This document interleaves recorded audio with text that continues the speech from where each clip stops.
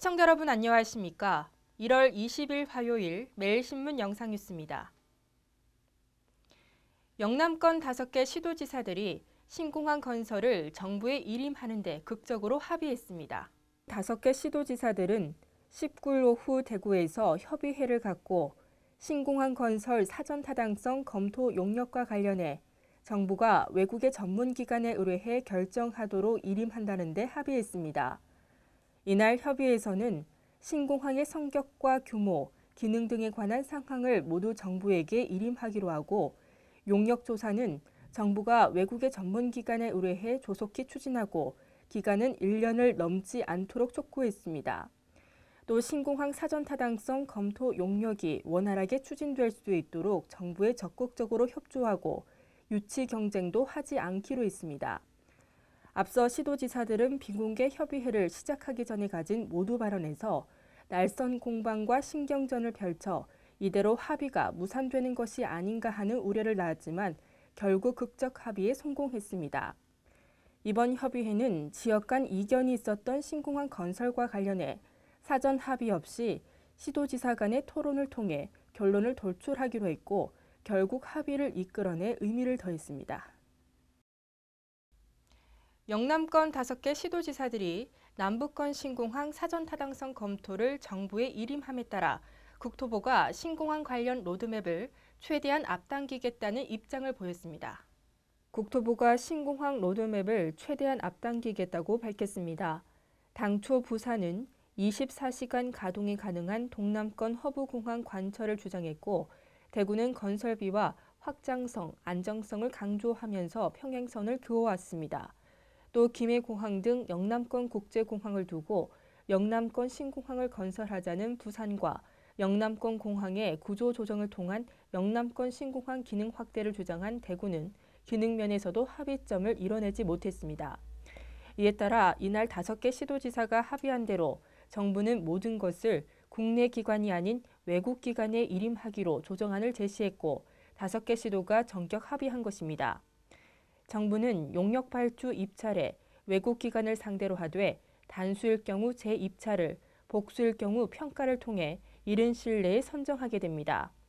다만 발주 공고 기간이 한 달가량 소요되고 예타 조사 기간이 통상 1년이라는 점에서 올해 안에 입지 선정이 나기는 어렵고 빨라야 내년 초가 될 것으로 보입니다.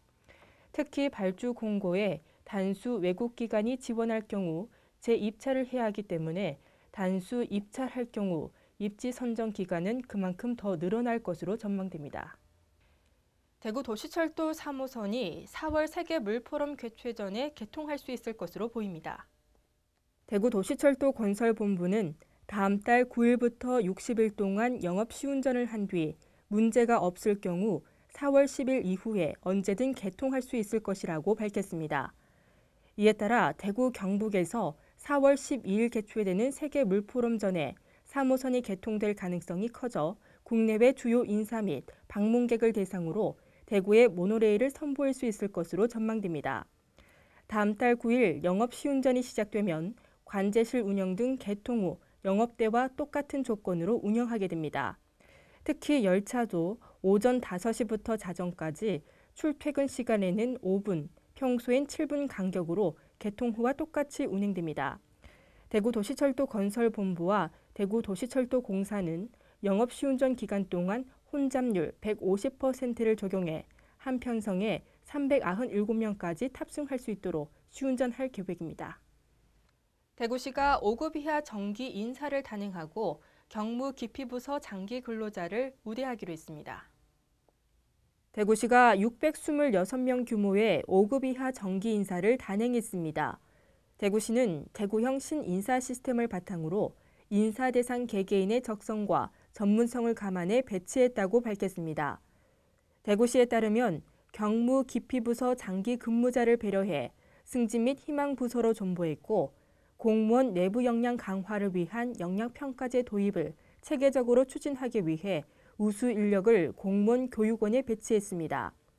또 대구시는 소외기피부서 등에서 묵묵히 열심히 일하는 공무원과 시내버스 중공영제 혁신 추진 등 시정 주요 분야의 성과를 창출하는 공무원을 우선 발탁해 성과가 있으면 반드시 보상하는 보상 인사 제도를 정착시킬 방침입니다. 국내 기업들의 수익성이 크게 떨어져서 기업 순이익률이 세계 평균치보다 낮아진 것으로 나타났습니다. 금융투자업계에 따르면 한국 기업의 순이익률은 2012년부터 3년간 2.9%포인트 떨어져 칠레 이어 세계 두 번째로 하락폭이 큰 것으로 분석됐습니다. 반면 같은 기간 한국과 주요 산업에서 경쟁 관계인 일본 기업들의 순이익률은 1.3%포인트 상승했습니다. 국내 기업들의 순이익률은 2013년을 기점으로 신흥국과 전 세계 평균치보다 낮은 5.5%까지 하락했습니다. 오늘은 겨울의 마지막 절기인 대한입니다. 출근길은 꽤 추웠지만 낮부터 기온이 차차 오르면서 어제만큼 포근하겠습니다. 대구와 경북 낮 기온 8도로 어제와 비슷하겠습니다. 이상으로 매일 신문 뉴스를 마치겠습니다. 시청해주신 여러분 고맙습니다.